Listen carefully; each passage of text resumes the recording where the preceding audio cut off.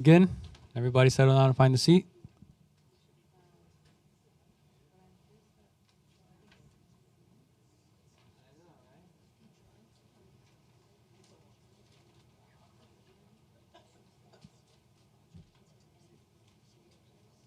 Good morning and welcome to the New York City Council hearing of the Committee on Zoning and Franchise. At this time, can everybody please silence your cell phones? If you wish to testify, please come up to the Sergeant at Arms desk to fill out a testimony slip. Written testimony can be emailed to landusetestimony@council.nyc.gov. Thank you for your cooperation. Chair, we are ready to begin. Good morning, everyone, and welcome to the meeting of the Subcommittee on Zoning and Franchises. I am Councilmember Kevin Riley, chair of this subcommittee. Today I'm joined by Councilmember Abreu, Hanks, Carr, Botcher, Holden. Today we are scheduled to hold 4 votes and 4 hearings. So we have a busy calendar today, starting with those applications that we will vote on today. The first application concerns a residential rezoning known as 31-17th 12th Street in Astoria, Queens. The second vote concerns a residential rezoning known as 250 86th Street in Bay Ridge, Brooklyn. The third vote concerns a project known as 21st Street in Astoria, Queens, which is also a residential rezoning. The fourth vote concerns an Article 11 tax exemption application regarding the Marcus Garvey Affordable Housing Project in Bed-Stuy, Brooklyn. Turning to the hearings, we will first hear testimony regarding a proposal that consists of, I switched it over. First, we will hear concerns of a Sidewalk Cafe application regarding Cozy Corner in Maspeth, Queens. Next, we will hear a proposal that consists of residential mixed-use development known as 135th Street in Manhattanville. We will then hear a proposal to partially demolish a building located at 343 West 47th Street in Clinton Hills, section of Manhattan. Lastly, we will hear concerns of a mixed-use residential development known as 2390 McDonald Avenue in Gravesend, Brooklyn.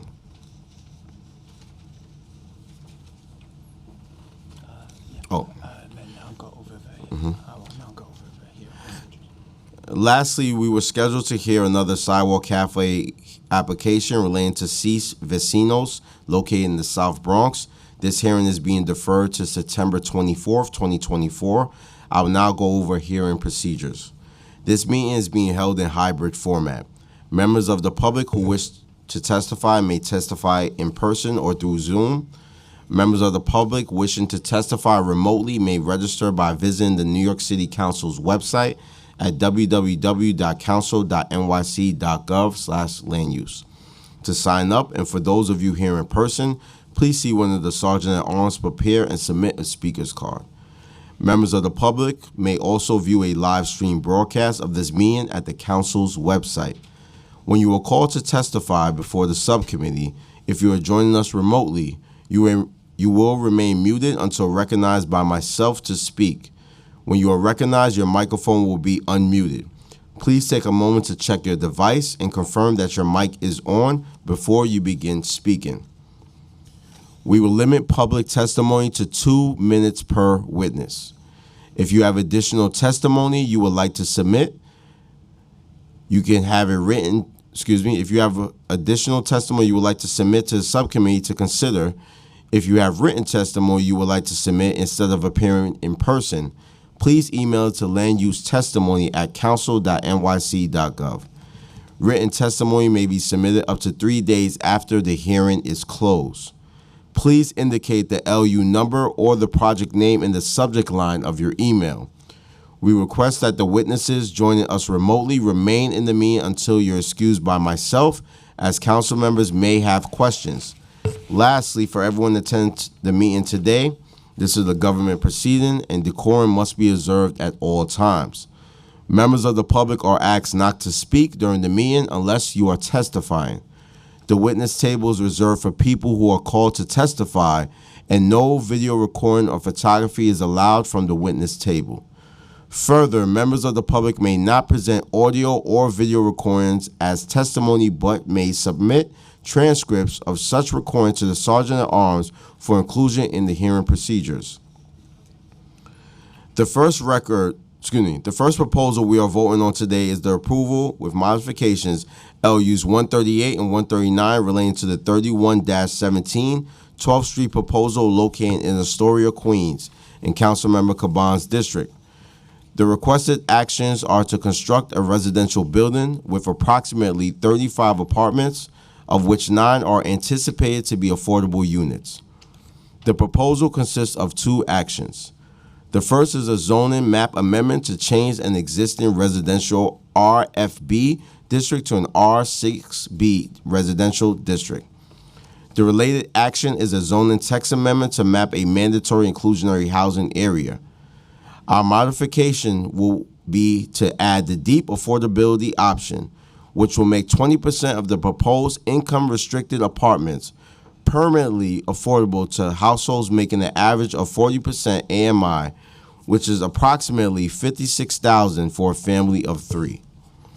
Councilmember Caban is in support of this proposal as modified. The second vote is to approve LUs 145 and 146 relating to the 21st Street proposal, also located in Councilmember Caban's district in Astoria.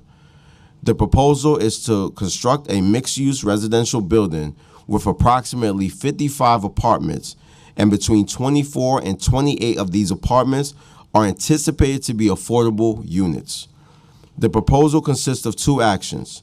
The first is a zoning map amendment to change the existing residential RFB and RFD districts with a C1-3 commercial overlay to an R6A residential district with a C1-4 overlay.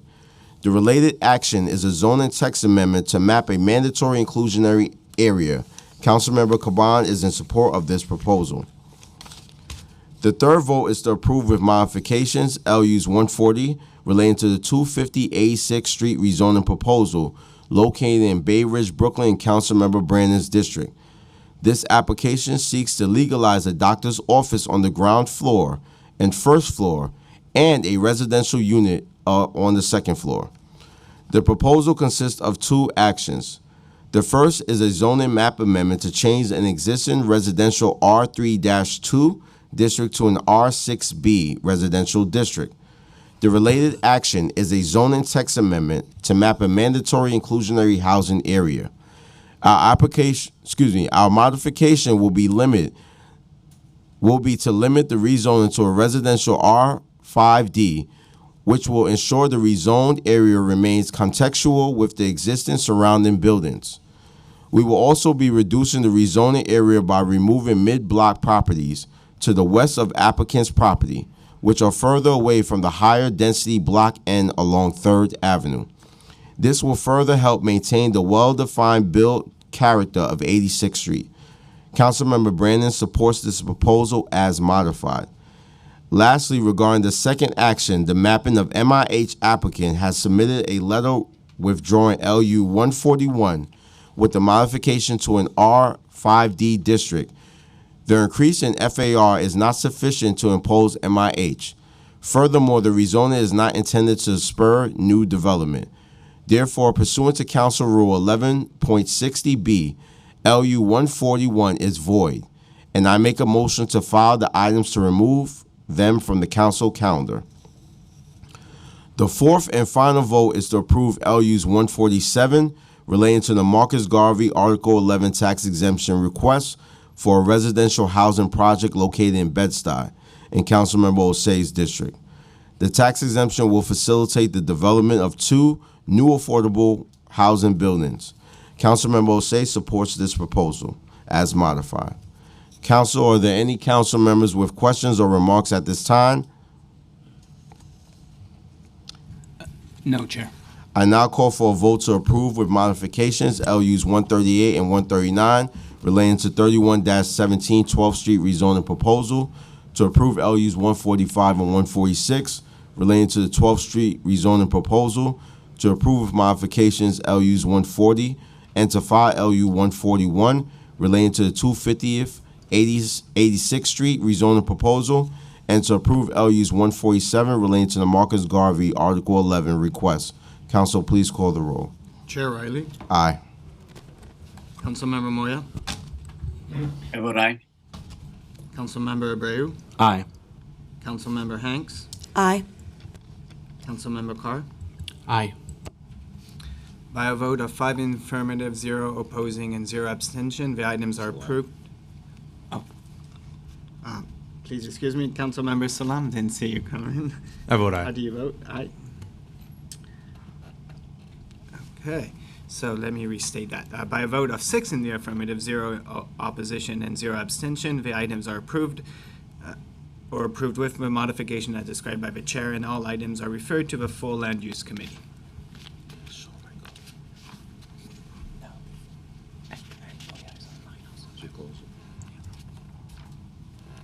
Thank you. Just wanted to know for the record, we've been joined by Councilmember Salam and remotely by Councilmember Moya. I will now open today's hearing on public hearing on number LU 155 relating to the Cozy Corner Sidewalk Cafe application in Councilmember Holden's district. The application seeks to operate a sidewalk cafe with approximately 13 tables and 52 seats at an existing establishment in Maspeth, Queens. For anyone wishing to testify on these items remotely, if you have not already done so, you must register online, and you may do that now by visiting the council's website at council.nyc.gov/landuse. And once again, for anyone with us in person, please see one of the sergeants to prepare and submit a speaker's card. If you would prefer to submit written testimony, you can always do so by emailing it to landusetestimony@council.nyc.gov. I would now like to give the floor to Councilmember Holden to give his remarks. Good morning, and Chair Riley and members of the Subcommittee on Zoning and Franchises. I am here today to discuss the land use call-up application for Cozy Corner, LU 155, located at 6001 70th Avenue in Ridgewood, Queens, which is within my district. Many constituents have raised concerns about the challenges posed by the current outdoor dining structure. Issues such as reduced parking availability, narrower roads, and the difficulties faced by first responders and sanitation services navigating the area have been repeatedly mentioned. And this is like an ongoing problem. The sanitation, especially, I spoke to the other day, they can't maneuver the trucks around the structure that exists in the street. I understand the potential benefits of a sidewalk cafe, and I'm open to the idea. But I believe it's important to address these concerns before moving forward. I would like to hear from the applicant about their willingness to consider foregoing the existing outdoor dining structure in favor of the sidewalk cafe license, as having both will exacerbate the issues we're currently seeing. So I look forward to hearing more from the applicant on how they plan to address these challenges. And again, I want to thank you, Chair Riley, for allowing me to speak. Thank you. No problem, Councilmember Holden. I would now like to call the applicant panel for this item, which consists of Zeph Genji. Is Zeph here? Yes, hello? Hello, how you doing, Zeph?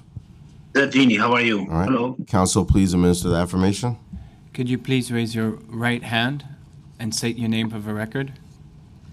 Zeph, Z-E-F, Genie, G-J-I-N-I. Do you, please keep your right hand raised. Do you swear to tell the truth and nothing but the truth in your testimony today and in response to council member questions? Yes, I do. Thank you. You may proceed. Thank you. For the viewing public, if you need the accessible version of this presentation, please send an email request to landusetestimony@council.nyc.gov. And now the applicant team may begin. I'll just ask that you please reinstate your name and organization for the record. You may begin. Zeph Genie, owner of Cozy Corner, located at 6001 70th Avenue, Ridgewood, New York, 11385. This sidewalk cafe has been there since the VAR started, 3.5 years now. And sanitation has been going through for 3.5 years, and fire department, and I don't know if there isn't even buses. They go there when they do training. And the last time that we did the application for sidewalk cafe, we had 8-foot outdoor seating, street on the street. And then the question was raised about fire department trucks going through. So we went from, I told the architect to go from 8 feet to 6 feet to get rid of 2 feet. Hello? Are you finished? Yeah. So, yeah. All right. That's just, So basically, we went from 8 feet, the street closer, to 6 foot. Basically, we have been following all the rules for 3.5 years now with DOT and city and I don't know.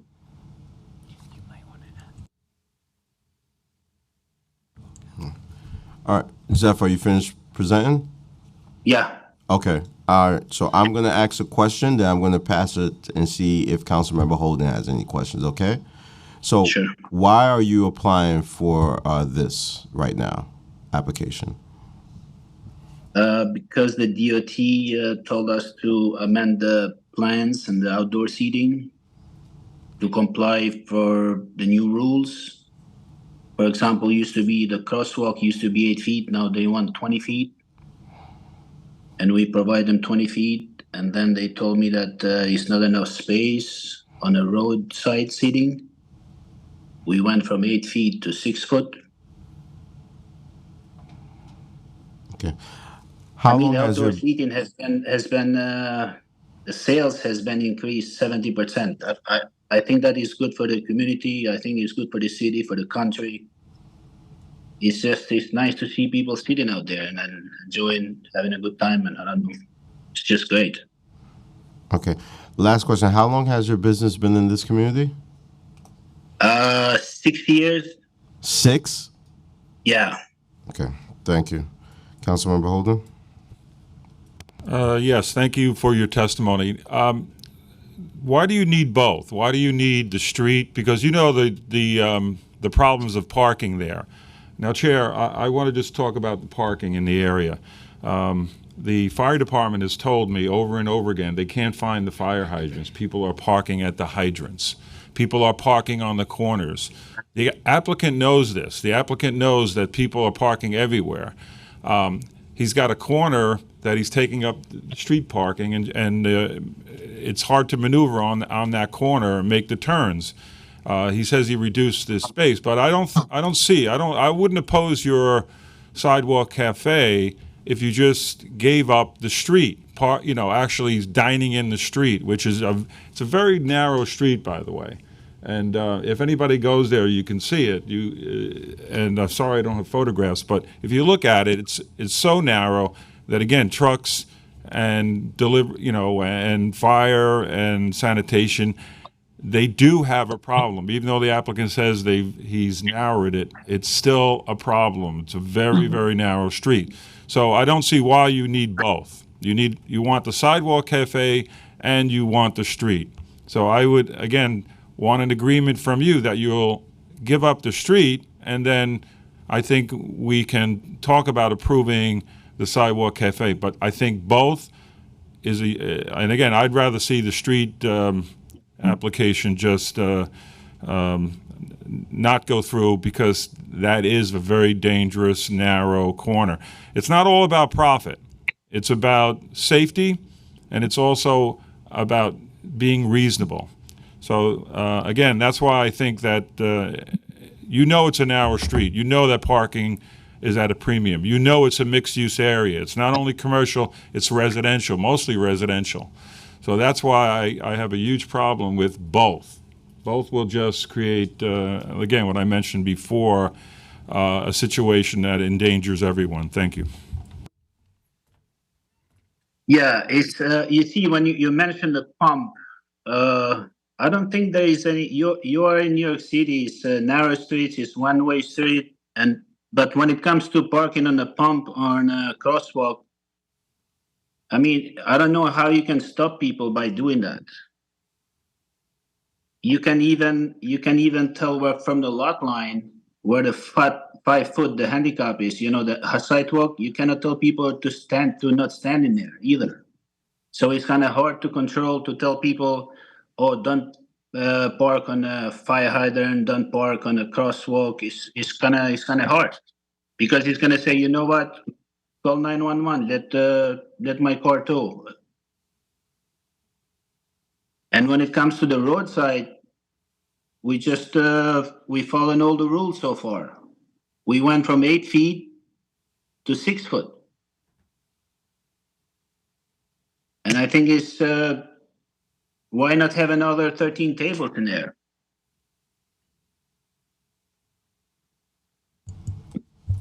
All right, thank you. Councilman Ho, do you have any more questions? No, but it sounds like the applicant's not willing to, or he wants both. And again, that's why I will not approve the sidewalk cafe, because again, it's too much. It's too much for a mixed-use area, too much for residential, too much for a narrow street, and you're adding to the parking problem. Even though you won't admit it, you are adding to the parking problem by dining in the street. And again, I just don't get the unwillingness to negotiate a little bit. So if you don't, then one's got to go. Thank you, Chair. Thank you. Yeah, but it's New York City. Parking is a problem everywhere. Right, okay. What do you expect? It's New York City. Parking is a big issue. How about the bike lanes? There's bikes everywhere. Are you finished, Zeph? Yes, I'm finished. All right, thank you. Any council members have any questions for this panel? All right, there being no more questions for this panel is now excused. Council, are there any members of the public who wish to testify on this application? No, Chair, neither online nor in person. There being no members of the public who wish to testify on LU 155 regarding the Cozy Corner Sidewalk Cafe application, the public hearing is now closed and the item is laid over. I will now open the public hearing on LUs 149 and 150 relating to the 135th Street rezoning proposal in Councilmember Abreu's district in Manhattanville. The proposal seeks to develop a residential mixed-use unit building just south of Riverbank State Park and will have approximately 60 apartments. The rezoning will involve the mapping of mandatory inclusionary housing, and as a result, part of the new housing will be affordable apartments. This proposal also involves 2 special permits, which will formally be heard next week on September 24th, 2024. However, today the applicant team will discuss the entirety of the project, and the testimony will be accepted about all aspects of the proposal. For anyone wishing to testify on these items remotely, if you have not already done so, you must register online. You may do that now by visiting the council's website at council.nyc.gov/landuse. And once again, for anyone with us in person, please see one of the sergeants to prepare and submit a speaker's card. If you would prefer to submit written testimony, you can always do so by emailing to landusetestimony@council.nyc.gov. Councilmember Abreu, would you like to give remarks regarding this application? Thank you, Chair, and good afternoon, everyone. I'm Councilmember Abreu, and today I'm here to discuss the 135th Street rezoning application. The applicant proposes a rezoning, text amendment, and accompanying special permits to facilitate the development of a 7-story mixed-use building in West Harlem. This site is located on a narrow property between the Amtrak elevated railway tracks and 12th Avenue Riverside Drive. The development site features a vacant commercial building that has a history of failed commercial tenants and open parking.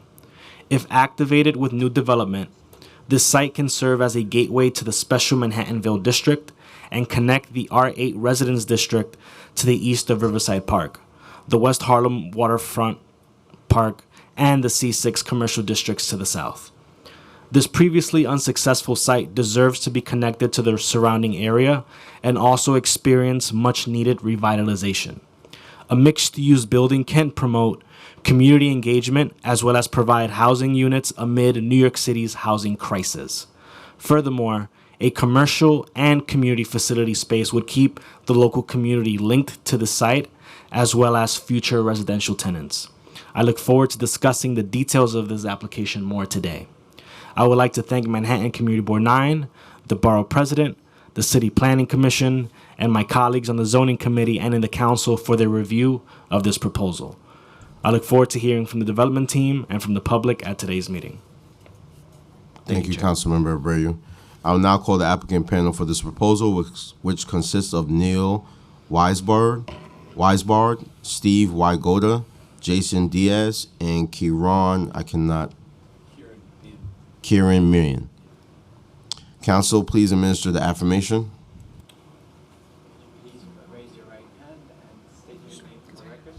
Sorry, could you please raise your right hand and state your name for record? Neil Weisbard. Jason Diaz.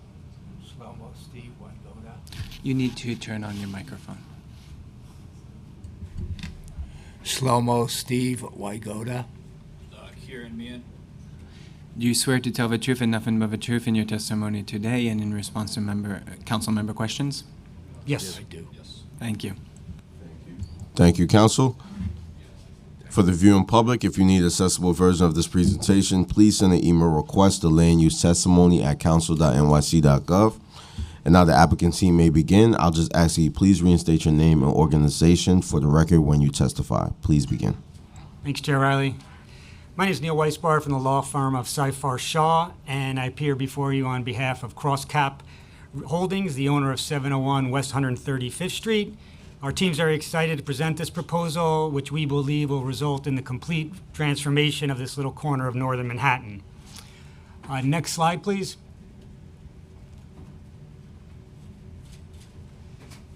The rezoning and project area are located on the west side of 12th Avenue in between West 135th Street and West 137th Street. The site currently is improved with a two-story building, which is currently not in operation. It was previously a eating and drinking establishment. Next slide, please. The proposed rezoning area includes the development site, 701 West 135th Street, a portion of Lot 56 extending to the edge of the railroad right-of-way, and also 12th Avenue, which is its own tax lot owned by the city and is a public park. Next slide, please.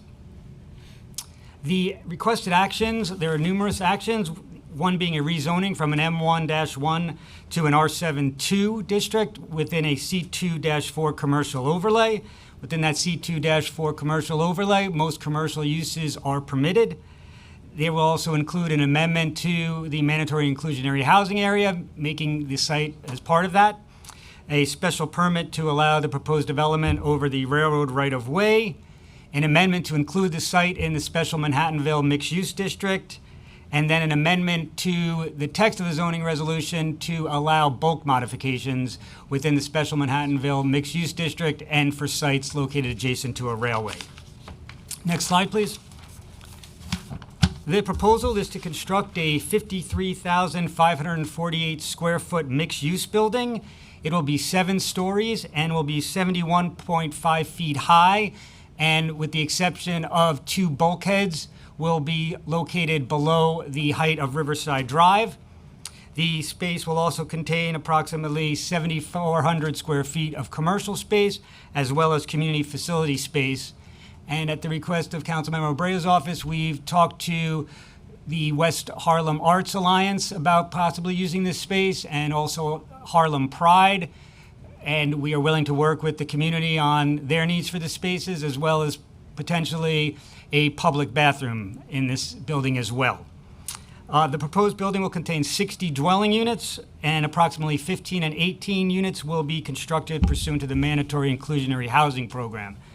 The ground floor spaces will contain small retail shops such as a bike shop, a juice bar, and a healthy cafe, which are perfectly suited to service the bikers of the Waterfront Greenway located right at the site, the kayak and canoers at the West Harlem Launch just 3 blocks south of the site, and the many active users of Riverside State Park just 3 blocks north of the site.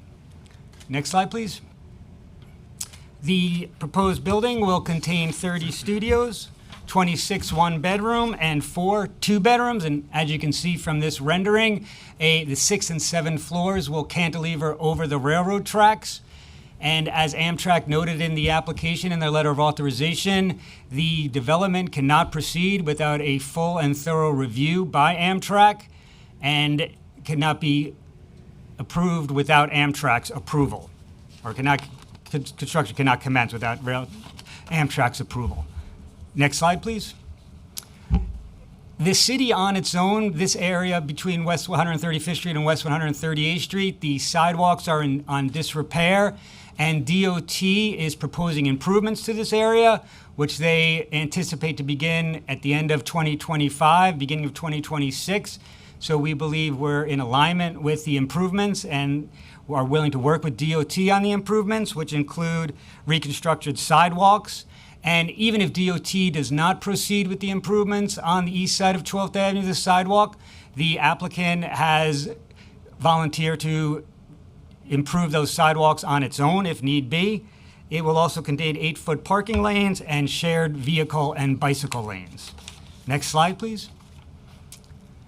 As you can see from this cross section, which does include the bulkhead, which the building is located below the Riverside Drive, and this is to minimize the impact on pedestrians on Riverside Drive and homeowners on Riverside Drive.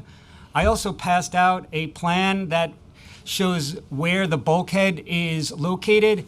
The Conservancy, who issued a letter in conjunction with the Community Board's approval, believe that the bulkhead would encapsulate the entire area. However, the bulkhead is only in 2 small areas. It can also be made translucent, so if needed, can be seen through without obstructing views, but there's just 2 small areas where the bulkhead will be located. Otherwise, the site is a 363-foot long site, which will be located below the height of Riverside Drive. Next slide, please. These renderings tell a great story of the impact of the proposed building. As you can see, on the right side is the existing condition, and already the view is obstructed by the water treatment plant. And on the left side are proposed renderings, so the impact is minimal, as you can see. Next slide, please. Also, this area is densely populated by trees. On the left side is a rendering, but on the right side is a picture taken from November with no leaves on the trees, and you can see the area is completely surrounded by trees, and you can't even see barely see the proposed building in the rendering on the left. Next slide, please. And this is just a picture of the site with trees, and as you can see, if you're walking on Riverside Drive, the area as you walk north is completely obstructed by trees when there's full foliage. Next slide, please. So the requested actions are a M11 existing manufacturing district to an R72 residence district. The project area is located in a manufacturing district which residences aren't permitted, and so under the proposal, residences will be permitted. Next slide, please. Since this development will occur adjacent to a railroad right-of-way, the applicant also seeks a special permit from city planning to construct the proposed development. Next slide, please. The area circled will be added to the Special Manhattanville Mixed-Use District as an other area, and the reason for this is, next slide, please. Let me just briefly explain that we believe this proposal is consistent with the goals of the Special Manhattanville Mixed-Use District to encourage the development of mixed-use neighborhood that complements a revitalized, community-oriented waterfront and allow for residential development. Next slide, please. There is also an amendment to the Special Manhattanville Mixed-Use District will permit a special permit to modify bulk regulations, and this is needed due to the narrowness of the site, which a feasible building cannot be built if a 30-foot rear yard is provided, and also a lot coverage, modification of lot coverage. The next slides I have are plans if anyone wants to see, but we have our applicant team, and we're happy to answer any questions that the committee may have, but just in conclusion, I'd like to state that it's our belief that if approved, along with DOT's plans to renovate 12th Avenue, will completely transform this area between 135th Street and West 138th Street, will provide needed amenities to the local community and active users of the numerous surrounding public places, and most importantly, will create 60 dwelling units, of which 12 to 15 will be affordable. We strongly agree with Borough President Mark Levine, who stated in his favorable recommendation that this project can be a transformation cornerstone for the area. Thank you for your time. Thank you. I have a few questions, then I'm going to pass it to Councilmember Abreu and other members of the subcommittee. It is my understanding there are some infrastructure issues, and I believe you touched on it a little bit in your presentation, at or around the proposed site, such as a sinkhole. How are you working with city agencies such as DOT to address these issues? So we reached out to DOT. It's about 2 years. Well, the applicant has been working with DOT, but 2 years ago, I was personally involved and reached out to DOT to see if we could get this repaired. And DOT didn't want to do any work because of the proposed development, the proposed improvements to 12th Avenue. So once DOT moves ahead, we're willing to work with them and get the sinkhole fixed. And Steve, you may have some information on the sinkhole as well. Okay, Shlomo, Steve Wygoda. I've been practicing architecture for 53 years in New York. I've been in front of this committee for a long time. The sinkhole was a result of improper drainage. And I've worked on this building for about 20 years. And I designed the restaurants, the clubs, etc., all of whom failed.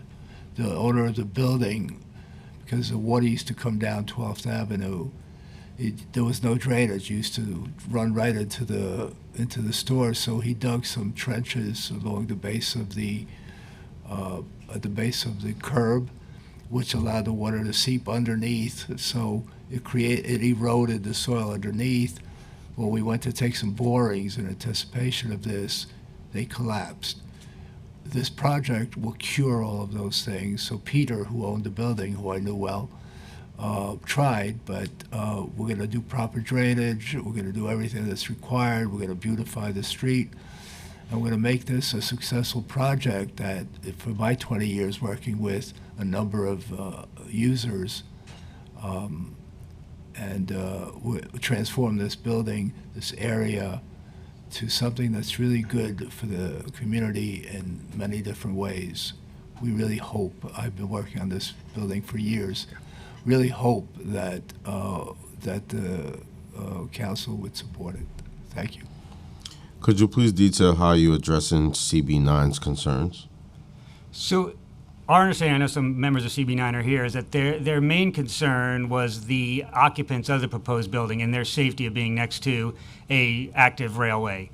And as I've mentioned, and I can read specifically from Amtrak's report, that no construction in the right-of-way can occur until applicant acquires from Amtrak the real estate rights necessary to construct the improvements in the right-of-way.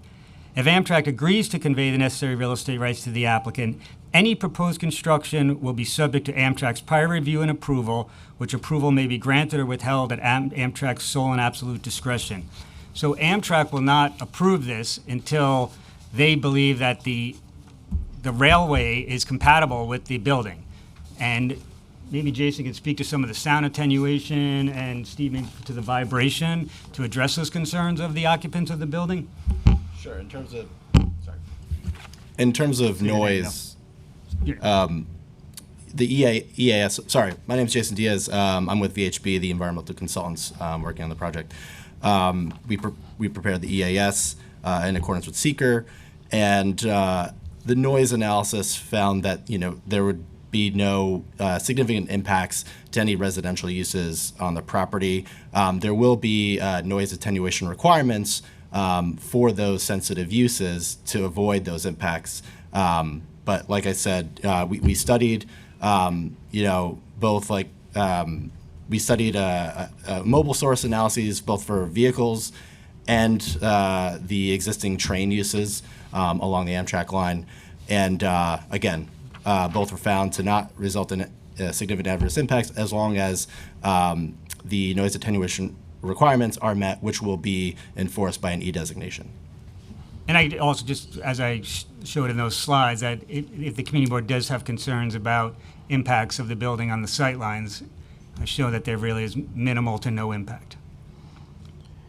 If approved, what is your timeline to actually start construction on this project? I would say beginning of 2026. We want to coordinate with DOT's improvements to the street, so either end of 2025, early 2026. What type of businesses are you seeking to locate on the ground floor? So the commercial commercial spaces would be a bike shop, a juice bar, a healthy cafe to serve all the active users in the area.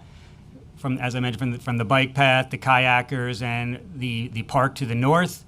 The community space has not been decided, but as I mentioned, I spoke to the West Harlem Arts Alliance, and they may not be interested in the space, and we've also reached out to Harlem Pride, waiting to hear back, but we're willing to work with the community and Community Board number 9 to find suitable spaces for the community space. My last question, 30 studios, 26 one-bedrooms, and 4 two-bedrooms. What was the deciding factor on the units, and why couldn't you produce more one-bedrooms or two-bedrooms? Well, due to the narrowness, but Steve will. Yeah, and this is Kieran Meehan from my office, whose first meeting in front of City Council. So we've modified that count. And so, Kieran, you want to speak to what the new count is? Yeah, the new count was 24 studios, 21 bedrooms, and 10 two-bedrooms. And Oh, I apologize. At the City Planning Commission, one of the commissioners wanted to see more two bedrooms. Yeah. So we've revised that. I apologize for not seeing. and they will be interspersed throughout the building, so top, bottom, whatever. And the studios, Columbia University is nearby, so this would afford some more places for the students. That's a need for the studios, and the studios can always be combined into one bedroom. So I've designed it that way. But right now, that's Can you explain that a little bit more? How can the studio be combined to one bedroom? take the wall out. Then you got 2 studios, 1 bedroom. So It's 2 easy. studios will convert to one bedroom, pretty much. Yeah, if it comes to it. But right now, we're moving ahead with the studio concept. And 2 bedrooms, we encourage, I've learned this doing a lot of work in New York City, that when you get families in there with children, they tend to stay for a long time. So Yeah. that's why, I mean, that's why I'm always concerned about studios. I feel like a lot of people in New York City, especially specifically families, are transitioning and moving out. And I feel like New York City, we're trying to produce as much units as possible, and we usually try to do a lot of studios.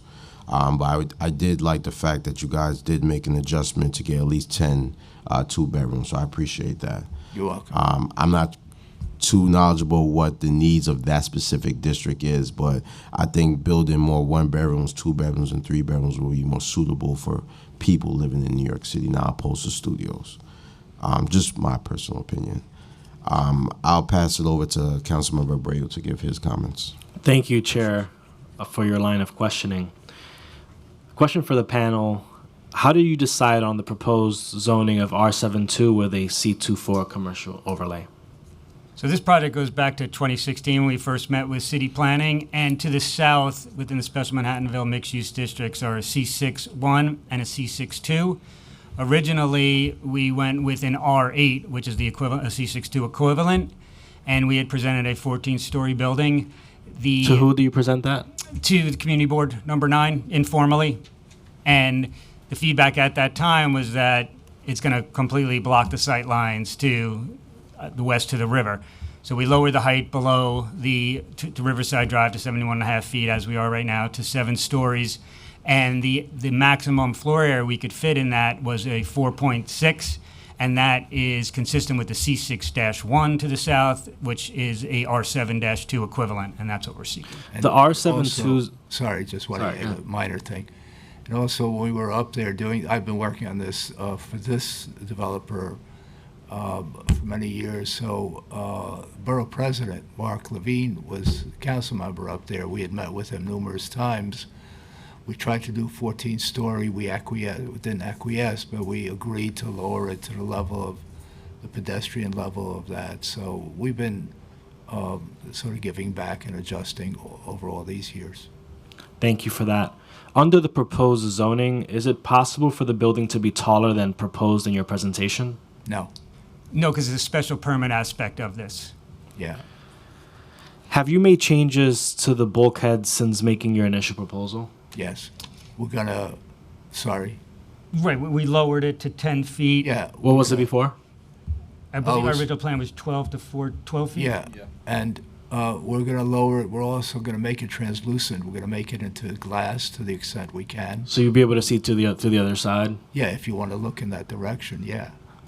We have some people who like to look at I the agree. water. So we're going to do that. And you've seen glass enclosed elevators and all that. We're going to do that. Is it also fair to say that you said in your presentation the building would be lower than the street, Riverside Drive itself? Or It's at or the just height at of the, at the Riverside. height? That's where Okay. it was capped at. I'm only asking because there's been questions been raised by certain folks. Of course. It's not something that is it's more something that it's my constituents who are asking about. That's why I'm asking. Sure. Has outreach been done to try to fill the community facility space? I know you reached out to West Harlem Arts Alliance, Harlem Pride. Are you amenable to meeting other nonprofits in the neighborhood as well? Yes, for sure. Anyone your office recommends, we'd be happy to reach out to and discuss community facility space. Sounds great. And you can also do, your outreach on your own as well, regardless of who we have to offer. Have there been any businesses that have shown interest in the proposed commercial space? If so, which ones? We haven't marketed that yet, so. So just very briefly, since I've been involved with this, the bike shop on the South End I've done 3,000 sidewalk cafes in New York and tons of restaurants. So there's interest, and I won't say from who, in doing that. The bikes come down 12th Avenue, wrap around and go up to the GW Bridge. It's a great spot to take a break and have. You actually have to get off the bike there Yeah. and walk near the site, and so. Yeah, so there's a high interest on that location. Without the proper approvals from Amtrak to build the cantilever over the rail right of way, what would be built there? Say I that believe again? we would try to attempt to build a building without the cantilever. I'm If sorry, I if didn't- Amtrak didn't approve I the didn't cantilever. understand. I'll Oh, ask again. sorry, go ahead. Yeah, without the proper approvals from Amtrak to build the cantilever over the rail right of way, what would be built there? Everything except the cantilever. And at a loss of residential units.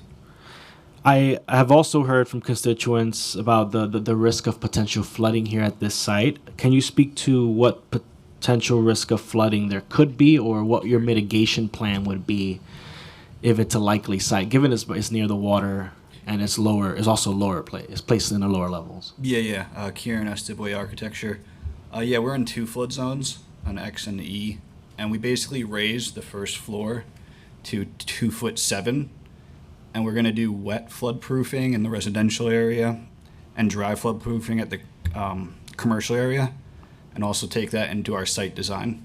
So you've accounted for flooding as an issue? Yeah. Yeah, we also raised the mechanical electrical boxes to another 2 feet above that 2'7".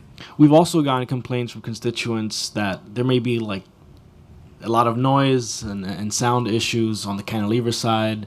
Is there are these walls soundproofed on the highway side?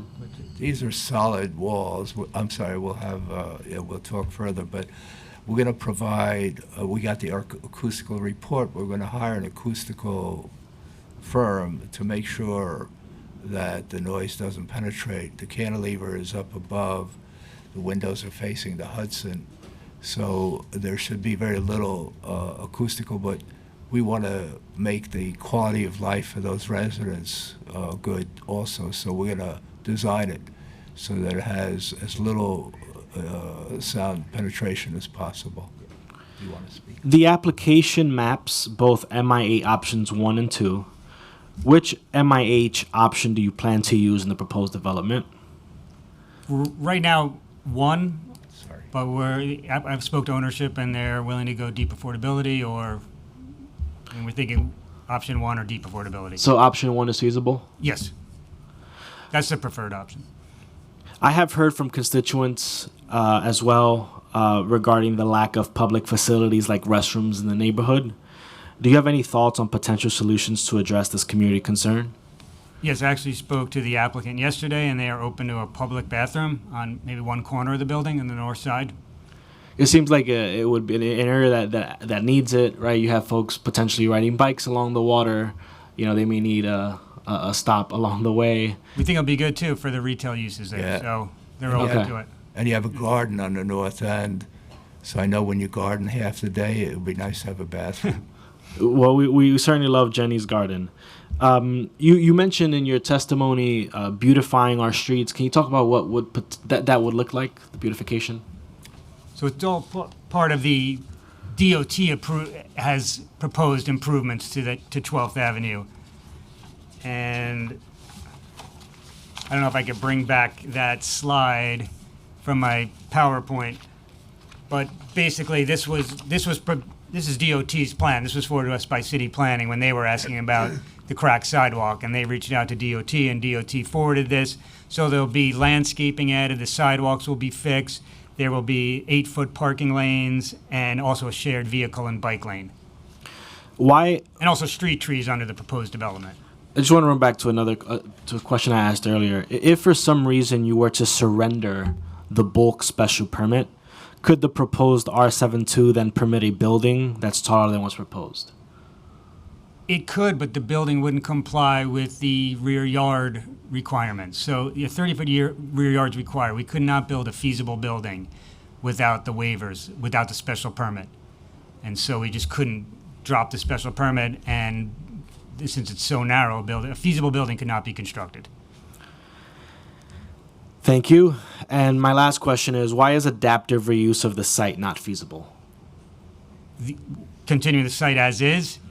Yeah, turning a building into something that it was So- not originally designed for. Yes, so the ownership did meet over the last, when they first purchased the property with Columbia to see if it could be used for any purpose that Columbia had, and Columbia said the building was too small for what they were trying to do. They also met with the Brooklyn Brewery, I believe, and they were ready to enter into a lease actually, but when their architects and engineers looked at the site, they also said it was too small. So when the applicant purchased the price initially, they didn't want to do any of this rezoning. They met with two parties where nothing could be done. Then they met with another party who said, well, we could possibly do residential development here, and that's why we proceeded with this application. And also, just so you know, as I said, I worked on the commercial spaces, restaurants. We used to have the New York Yankees go there after games. We used to have, you probably know Fernando Mateo run the club. I've worked with him for years.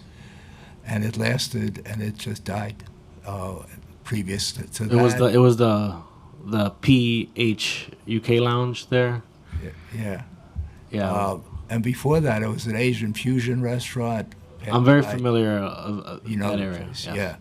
And then we had the ex-governor Patterson go there and have meetings. But it was a very difficult thing to continue. And so those things were tried before our client purchased the property to develop it. And as Neil said, he tried numerous other things. So commercial uses for 2 floors just failed, and it's going to continue to fail. Chair, I have no more questions at this time. Thank you, Councilman Abreu. Councilman Batra, you have any questions? I would just like to commend my colleague, Councilmember Sean Abreu, for his leadership on this application. There's nothing easier than coming out in opposition to something. I mean, that's so easy.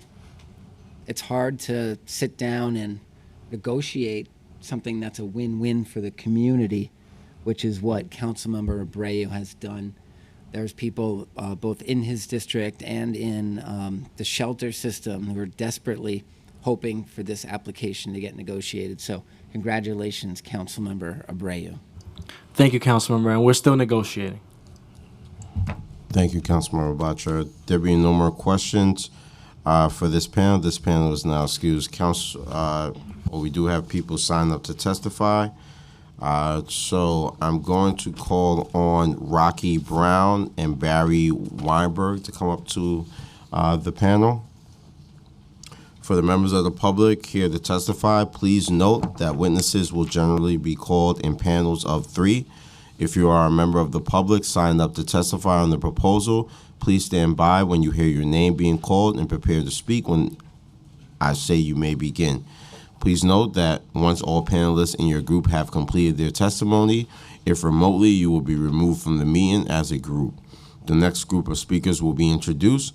Once removed, participants may continue to view the live stream broadcast of this hearing on the council's website. Members of the public will be given 2 minutes to speak. Please do not begin until the Sergeant at Arms has started the clock. So we will start with the two individuals who have signed up here, which is Ms. Rocky Brown and Barry Weinberg, and then we have 8 people signed up virtually to testify. So we will start first with Ms. Rocky Brown. Ms. Brown, you may begin. Good morning. So I heard everything you guys were saying. However, no one spoke about the hazardous conditions. Like my understanding is that there is petroleum in the soil. So when you start doing your construction, how that affect us in the community? I mean, because it could be very crippling on the body, and no one mentioned that. So I want to know, like, what's going on with that. My daughter had gotten sick some years back, and she was healthy now, thank God. But she was healthy back then. She lost a lot of weight and was unable to walk because of the hazardous conditions in the neighborhood being built. So what are y'all doing to ensure that that problem won't roll over into us? So I'm on 135th Street. I'm between Broadway and Riverside Drive. So I just want to know, no one spoke about it. No one spoke about the conditions. So... Chair, may I ask a question? May I keep going on? Yes, go ahead. Yeah, so that's my main issue. Just the hazardous condition. Like, what's going to happen? How you're taking care of it, since it wasn't mentioned. And it's the concern of, I'm also the president of the association for Riverview, both 1 and 2, and that is their main concern. And that's what I have to say. Thank you. Mr. Weinberg? Thank you. I'm Barry Weinberg, the first Vice Chair of Manhattan Community Board 9. We submitted a resolution in opposition to this application, and we have a lot of reasons listed there. The environmental conditions have been mentioned, but I want to talk today to correct some of the misrepresentations that have been presented about the existing structure.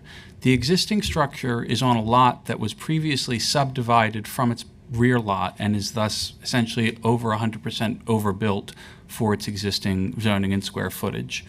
The failed tenancies have occurred because there is no power or water to the building and the street collapsed. Previously, the building was 100% leased by an operator who was opening 3 establishments there and was doing the work to begin when the street collapsed. So the fact that there has been no tenancy for the past 7 years is a result of the building not having any water or electricity because the building owner caused a street collapse that damaged a sewage interceptor. The building is also not making any improvements to the streetscape. The community board, in conversation with DOT, DEP, and Design and Construction, DDC, negotiated the scope of that repair project to include sidewalks on both the east and west side of the avenue, as well as some ability to do murals on the wall adjacent to the Amtrak tracks. And so I think that, like, I want to correct this. This is an establishment, a building that has had successful commercial and industrial establishments up until the street collapse. It is already exceeding its existing zone capacity due to a subdivision that resulted in substantial profits for the ownership of the lots. And their own environmental review has indicated that the contaminated soil, the adjacency to the highway, the adjacency to the railroad, and the presence in a floodplain merits an environmental hazard designation. So, we have communicated with Amtrak. Amtrak has expressed its deep concern that this rezoning was occurring before they had agreed to any development on the site. And, that those letters of concern, I believe, have also been submitted from Amtrak and from the Riverside Park Conservancy. Thank you so much for your testimony. Councilmember Abreu? No questions. Thank you. There being no questions for this panel is excused. Thank you so much for testifying here today.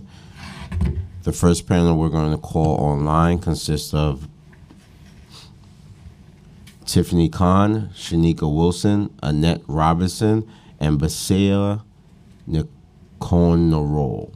Excuse me if I mispronounce your name. We'll begin first with Tiffany Khan. Tiffany, if you can hear me, please unmute and you may begin. Good afternoon, everyone. To the council member, Eric Botcher, have you actually read the resolution that Community Board 9 sent in regards to this?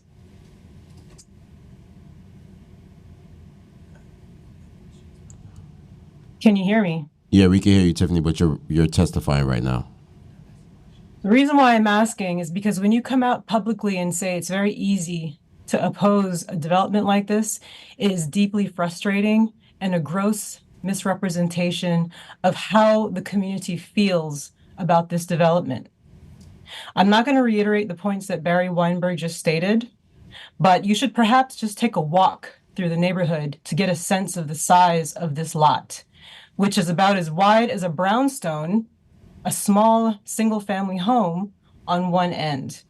And you're going to put up, you, the developer, have the audacity to propose a 14-story building on this site above an Amtrak track? The attorneys from Amtrak have twice told you you cannot build on this lot. This is, and to degrade this as a matter of pretty views is absurd, it's false, and it shows how incredibly ignorant you are. And it's also in a FEMA flood zone. So when the next Hurricane Sandy hits, it's going to be we, the taxpayers, that have to relocate those residents. And let's be honest, more studios going to Columbia. This is not benefiting West Harlem. And I am tired of people like you that are ramming this down our throats. Thank you. Thank you, Ms. Khan. Next to testify, we're going to have Shanika Wilson. Shanika, if you can hear me, you may begin. All right, thank you. So good afternoon, everyone. Really quickly, I just kind of want to reiterate what Councilman Holden said earlier in regards to Cozy Corner. Everything is not about profit. We have to encounter safety issues, flooding issues. Again, as Ms. Khan just said, I don't need to reiterate everything that was already said and has been presented ad nauseum in testimony and in hearings. What I will just say is that you've mentioned you accounted for flooding, but how will the residents leave their homes? Realistically, so the homes may not get flooded, the apartments may not get flooded because you're building that 2-foot kind of ramp. They still have to leave their homes and go on about their day. So you're aware that it's in a flood zone. You're taking measures to counteract it, but you can't counteract Mother Nature. And so to Ms. Khan's point, it's still going to be an issue. Those residents will still likely have to be displaced. There's so many points I want to make. I don't want to keep you all. I just will say air contamination, noise pollution. By the way, the MTA even asked that when developers are looking to build near their elevated trains, that they consider 500 feet. And this obviously is not that. And then fumes, Amtrak fumes, which we've discussed. We talked about Jenny's Garden ad nauseum. And you're going to have an issue with those fumes for the residents. So you've got the air pollution, you've got the noise pollution, you've got flooding. This is not a good idea for residency. I don't know how to make it any clearer. And I think Councilman Abreu wants desperately to have housing in our district, and I commend that. This is not the place for it. And one last thing, Councilman Abreu, you did ask if it obstructs the view, but the bulkhead does. The bulkhead does obstruct the view. So yes, we have the riverbank on the side, but it doesn't obstruct the view the same way a bulkhead will if you're going right to the vestibule to look over at the sunset over the water.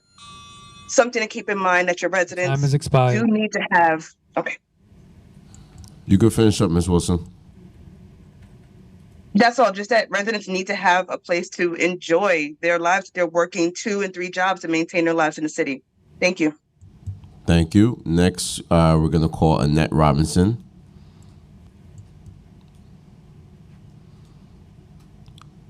Annette Robinson, if you can hear me, please unmute and you may begin. Good afternoon, all. Good day. As a 50-year resident of 135th Street and Broadway and a member of Manhattan Community Board 9, I come today along with the majority of the residents of this community who unfortunately aren't at this hearing opposed to this rezoning of 135th Street for the sole purpose of a developer who is determined to build housing on a lot that is over an Amtrak railroad atop a sinkhole. It just makes absolutely no sense, not to mention that it's a flood zone. We go through these conversations consistently with this developer. They come before commissions disingenuously presenting facts that are not facts, they're not true. And so I simply ask our elected officials, City Councilman Sean Abreu, I respect your desire to create affordable housing for this community. There is a commitment for that. Unfortunately, Councilman Bacha, you are incorrect. This developer's project is not a win. Okay, Borough President Mark Levine has the same desire to create housing for this community. He continues to support this project. This is not the answer. So my ask in this hearing is that our elected officials that have the power to say no, please listen to your constituents. This is not a win. We do not want this project, and we ask that you decline support because we do not want it. Thank you. Thank you. We added one more person on this, so we have two more people for this panel. Next, I'm going to call Basia Nikonoro. Hi, my name is Basha Nikonoro. I'm a long-term resident of this neighborhood. There has been a lot of the views that I hold are shared by, I share a lot of the views of the people that have spoken before me. I also, as Barry mentioned, take issue with a lot of the inaccuracies that were presented at this presentation currently. And I take great issue with the fact that this was a site of failed businesses. I will echo what Barry said. There was a beloved restaurant, community restaurant in this neighborhood called Kovo, which had the very important role of bringing community members together, but also working with the city to monitor the safety of this area, this tricky, separate area, and the stairs connecting to it in the evening. They always made sure that the lights were functioning. They advocated with Parks, which is the Parks property, to have them repaired, and also worked with our former local council members. I would like to also mention that the idea of having bike patronage for potential future commercial spaces is great, but this is pass through. We need an evening activity here to be active. I take issue with the claim of minimal to no impact to the sightlines. As several people ahead of me have mentioned, the bulkhead, and also I'll remind you, our city is now undergoing severe electrification, and Local Law 97 has mandated electrification requirements for infrastructure that will also be populated up on that roof and among all the bulkhead. The idea of having glass that's partly translucent, and notice that the word was to the best of our ability, sounds incredibly misleading. And the fact that the owner has reached out to local businesses such as Columbia, honestly, they should come out to the community. We can reimagine this space and make it so that it benefits the community and not just reenacting Robert Moses' environmental justice inequities of putting poor people. You can start wrapping up. Poor people in areas which are deeply flawed as a site for residential use. Adjacent to a 6-lane highway, the air quality, as was mentioned earlier, the vibrations, the safety concerns of being cantilevered over an Thank you so much. You could present the rest of your testimony to us through writing. Thank you so much for testifying. The last person on this panel I'm going to call up is Oscar Wang. Oscar, if you can hear me, please unmute and you may begin.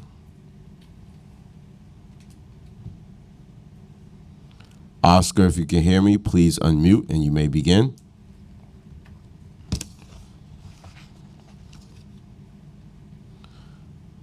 We're going to stand at ease to see if Oscar is still online.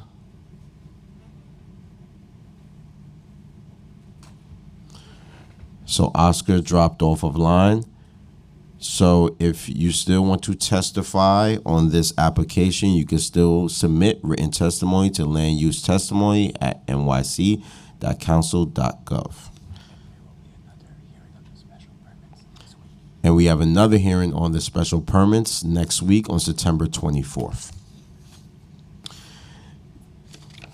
Okay. Council members, do we have any questions for this panel? There being no questions for this panel is excused. There being no other members of the public who wish to testify on LUs 139 through 152 regarding the 135th Street rezoning proposal, the public hearing is now closed and the item is laid over. I will now open the next hearing, which is LU 153, relating to the demolition request regarding 343 West 47th Street in Councilmember Botcher's district in Clinton Hill, Manhattan. The application seeks to proceed with the demolition of a building where work was stopped for failure to have the required demolition approvals. For anyone wishing to testify on these items remotely, if you have not already done so, you must register online, and you must do that now by visiting the council's website at council.nyc.gov/landuse. And once again, for anyone with us in person, please see one of the sergeants prepare and submit a speaker's card. If you would prefer to submit written testimony, you can always do so by emailing it to landusetestimony@council.nyc.gov. I would now like to give the floor to Councilmember Botcher for his remarks. Thank you, Chair. This applicant is pursuing a special permit for the partial demolition of an existing vacant 4-unit residential building within the Special Clinton District. Demolition of more than 20% of a building in this district requires a special permit in order to protect the neighborhood from speculative development pressures. The owners of this building began demolition prior to obtaining the special permit permissions. Since requesting this permit, the owner has worked with the community board to identify practices and protocol to protect neighboring properties and community members.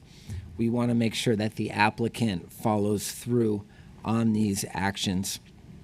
Once completed, this project will convert a vacant 4-unit building to a 7-unit building and will bring this building back into much-needed residential use. I look forward to hearing the applicant presentation and updates. Thank you, Councilmember Botcher. Okay. I will now call the applicant panel for this proposal, which consists of Lisa Orentia. Council, please administer the affirmation. Could you please raise your right hand and state your name for the record? Lisa Orantia. Do you swear to tell the truth and nothing but the truth in your testimony today and in response to council member questions? Yes. Thank you. Thank you. For the viewing public, if you need an accessible version of this presentation, please send an email request to landusetestimony@council.nyc.gov. And now the applicant team may begin. I'll just ask that you please reinstate your name and organization for the record. You may begin. Good afternoon, Chair Riley and Councilmember Botcher and members of the subcommittee. My name is Lisa Orantia. I'm from Ackerman LLP, Land Use Counsel for the applicant. This application is for a special permit to allow a decrease of more than 20% of residential floor area in a building that is located in a special preservation area of the Special Clinton District of Manhattan in Community District 4. The applicant proposes to remove the existing floor area and then restore it by enlarging the building to a greater amount of residential floor area. Next slide, please. The site is on the north side of West 47th Street between 8th and 9th Avenues. It's located immediately east of the Ramon Aponte Playground, which is a small New York City park, and west of the Professional Performing Arts High School. The building was originally a 4-story, one-family building constructed in the 1920s and was changed to a 4-family building in 1989. The applicant purchased the property in 2018. All tenants moved out before January 2019. Portions of the first and fourth floors were in a deteriorated condition, so the applicant applied for DOB permits to stabilize the structure, which entailed the removal of approximately 1,200 square feet of floor area. DOB permits were issued in July of 2019 and October of 2020, After work started, DOB conducted an audit and determined that more than 20% of residential floor area was being removed and told the applicant that a special permit was necessary. Next slide, please. The site has a lot area of 2,510 square feet. It's an interior lot with 25 feet of frontage on West 47th Street and a depth of about 100 feet. Next slide. The project area is located in an R8 zoning district mapped within the Special Clinton District's preservation area. In the preservation area, a special permit is required to remove more than 20% of residential floor area. This is in order to preserve and strengthen the residential character and protect the community from speculative development pressure. The application demonstrates the required findings in that the building will be substantially preserved by alteration permits to renovate or restore all 4 existing dwelling units and enlarge the building to a total of 7 stories and 7 dwelling units. All former occupants vacated the building before January 2019. HPD issued certificates of no harassment. The most recent one is in effect until May of 2026. The number of new dwelling units and residential floor area is equal to the floor area demolished. Here, units are increasing from 4 to 7, and floor area is increasing from about 5,000 to 10,000 square feet. Next slide, please. The site photos show you protective equipment that is currently installed at the site. Next slide. The proposed development is a 7-story building with 7 apartments, including the renovation, restoration of the 4 existing apartments, 3 additional floors with 3 new apartments, and a total of 10,296 square feet of floor area. The proposed action will further the special district goal of facilitating rehabilitation and new construction character with the existing scale of the community. Next slide. The development will comply with all applicable use and bulk regulations, maximizing floor area and creating 3 new apartments as of right and preserving a large rear yard. Next slide, please. This slide summarizes the commitments, the written commitments our client has made. Our client will continue to work with the community board and the adjoining residential neighbor to resolve all items. Earlier this week, the neighbor's attorney shared a revised draft access and protection agreement that incorporates terms that were discussed and accepted in concept on both sides. Our client is currently reviewing that revised draft. And while I was here today, my colleague at Ackerman was on a conference call with the community board to discuss these recent updates. Next slide, please. In conclusion, this slide is showing an architect's rendering that shows an illustrative mix of brick and metal panels with glass. The brick matches older brick buildings in the neighborhood, while the metal panel facade matches the newer buildings in the area. And that concludes the presentation. Thank you so much. Just have a few questions that I'm going to pass to Councilmember Bottcher. How much of the current building is torn down? So currently they've removed approximately 1,200 square feet.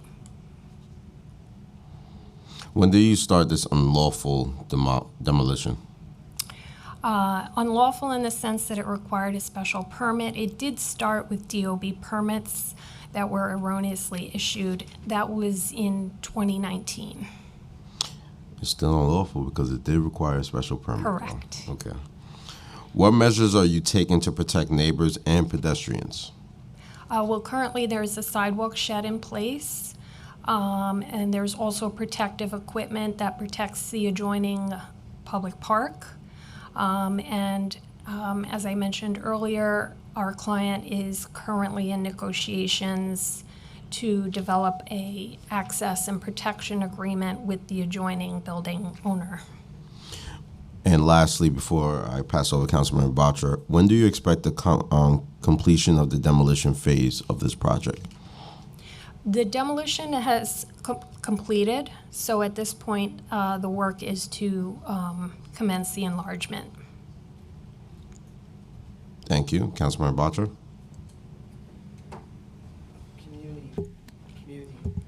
Community Board 4 has described, there's been extensive conversations with you and your team, and there's been some requests for conditions to be met to ensure the safety of the site and the surrounding property. I understand you've been working to comply with the community requests, and I just wanted to run through some of them and get an update from you on the status of these, okay? Executing an agreement with the neighboring property to repair damages to 341 West 47th Street prior to the City Planning Commission hearing. That's done. Immediately complete pest abatement for rats and insects at 341 West 47th Street. Also completed. Ensure construction protection for neighboring properties through fences, lights, providing a cleaning and maintenance plan. Yes, also done. Wasn't there like a missing section of a fence? Yeah, we've had conversations with the adjoining owner who sent us a photo of the missing section. We're aware of it, and the repairs have either been completed or are in progress. Okay. Providing adequate construction protection for 341 West 47th Street for both roof and overall building. That will be covered in the pending access and protection agreement.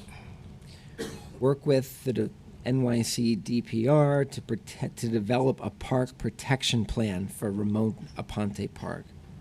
Yes, when construction is ready to resume, a new permit will be needed from the Parks Department and will be obtained.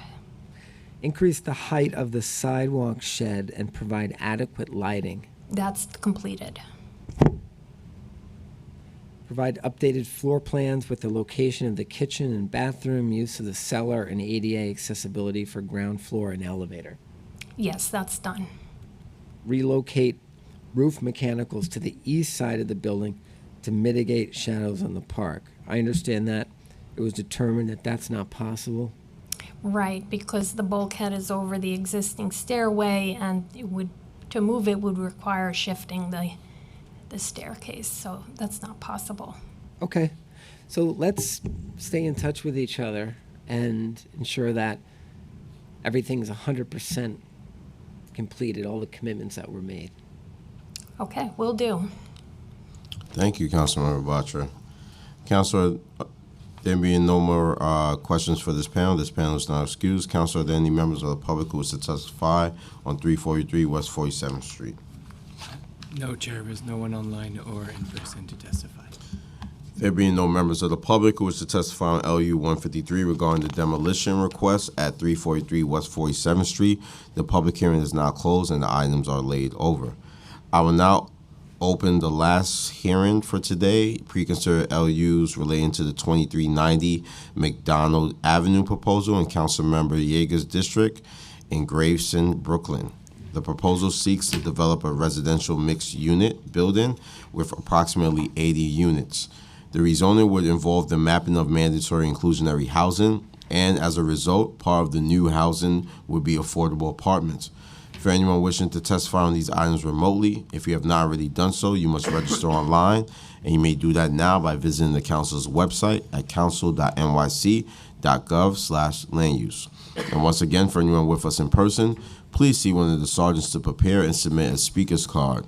If you prefer to submit written testimony, you can always do so by emailing it to landusetestimony@council.nyc.gov.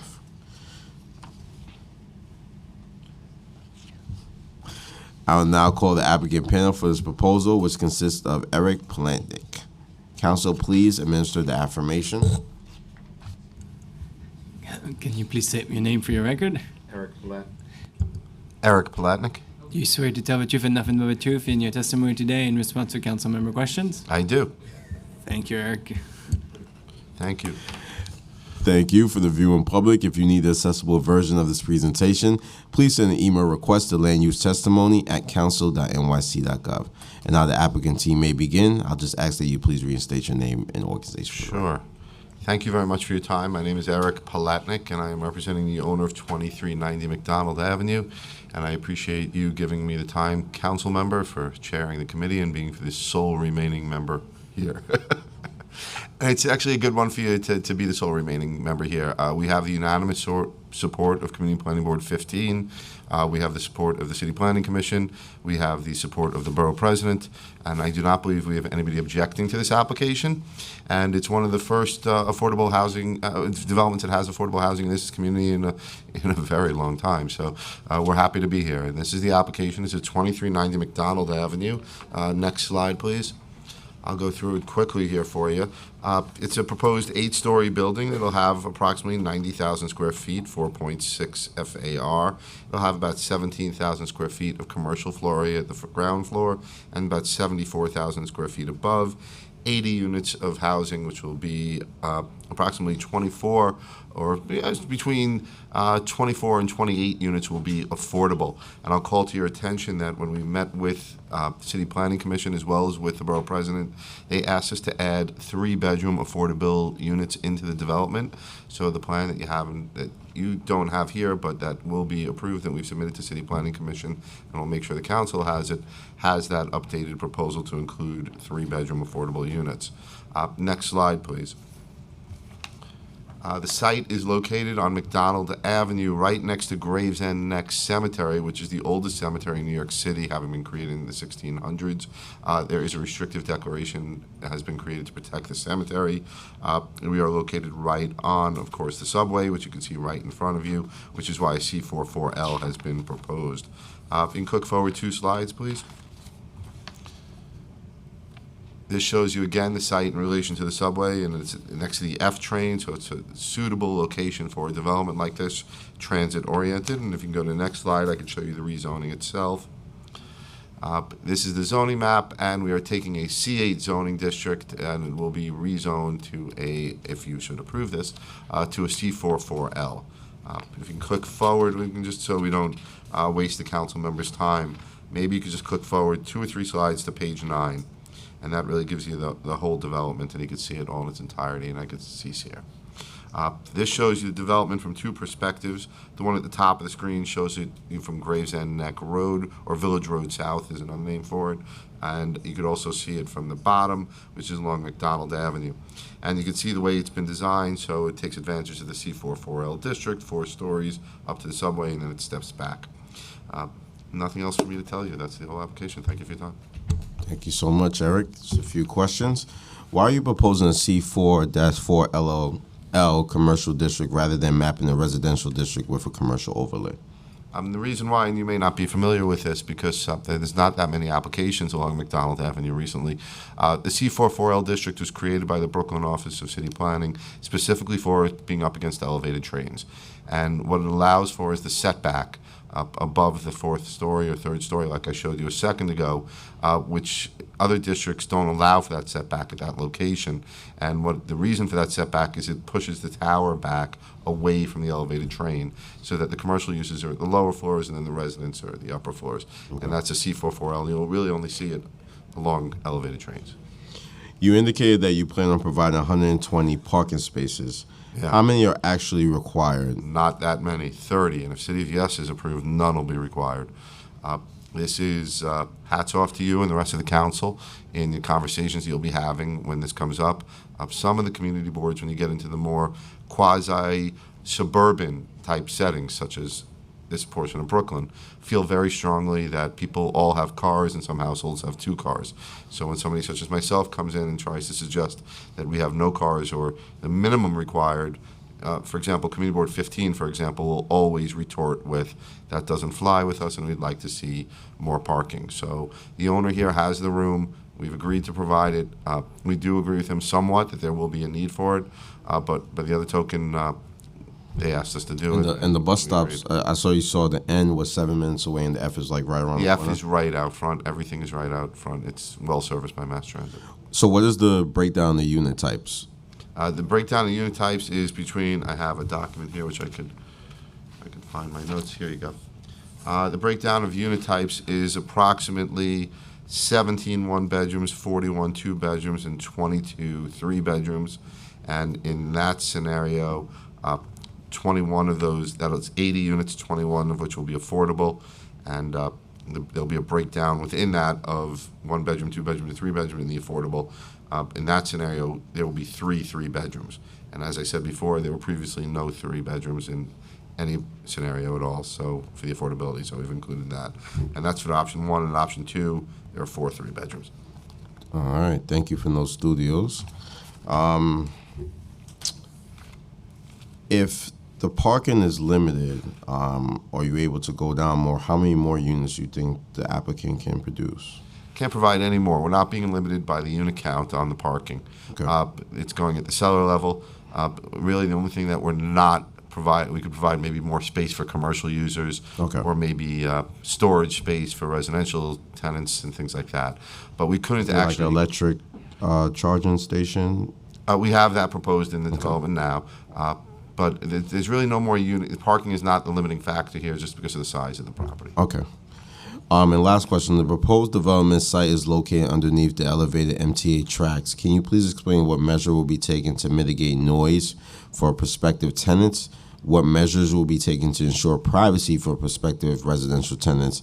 And are there setbacks, which you didn't mention, there are setbacks for the elevated subway? Well, they're on their own for privacy, and I don't know if you've ever ridden the 7 train through Long Island City, but you do come right up against some windows when you do that.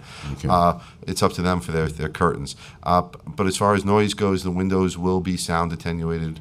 A lot of the technology in windows is what you hear and see in airports. You walk through an airport, you don't hear the airplanes.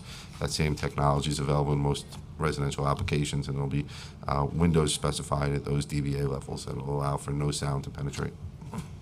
Thank you, Eric. There being no more questions for this panel is excused. Council, are there any members of the public who wish to testify on 2390 McDonald Avenue? No, Chair. There being no members of the public who wish to testify on preconsidered LUs regarding 2390 McDonald's rezoning proposal, the public hearing is now closed and the items are laid over. That concludes today's business. I would like to thank the members of the public, my colleagues, subcommittee council, land use, and other council staff, and the Sergeant at Arms for participating in today's meeting. This meeting is hereby adjourned. Thank you.